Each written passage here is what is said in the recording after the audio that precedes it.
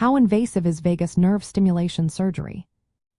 Imagine a tiny device working quietly inside your body to help with certain health issues. That's what vagus nerve stimulation surgery is all about.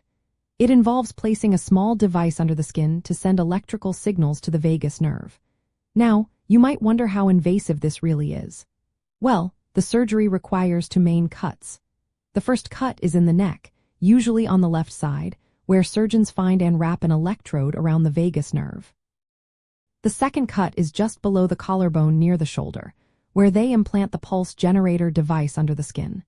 Sometimes, especially in younger patients, they make an incision in the armpit for cosmetic reasons. The whole procedure is done under general anesthesia, so the patient is completely asleep during surgery. Most people can go home the same day or within a day and return to normal activities in about 48 hours. The risks are relatively low. About 8.6% of surgeries have some complications, mostly minor. These include bleeding or hematoma at 1.9%, infections at 2.6%, and voice problems like hoarseness at 1.4%. Less common issues include facial weakness, pain, or cable problems, but these happen in less than 0.5% of cases. Serious complications are rare but possible. Infection, damage to nearby blood vessels or nerves, and vocal cord paralysis can occur, but they are very uncommon.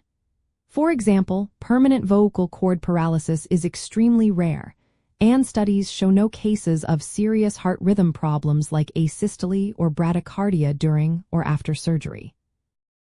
Long-term safety is also well studied. Patients often need battery replacements or lead adjustments over time, which means more minor surgeries. These are generally safe, with data showing vagus nerve stimulation remains safe even after 25 years of use. Hardware issues like lead fractures or device malfunctions happen in about 3% of cases, and sometimes the device might activate spontaneously, but these issues are manageable. Overall, vagus nerve stimulation surgery is considered moderately invasive. It involves some surgical cuts and risks, but most are mild and temporary. The procedure has been used successfully for decades, and its safety profile is well established.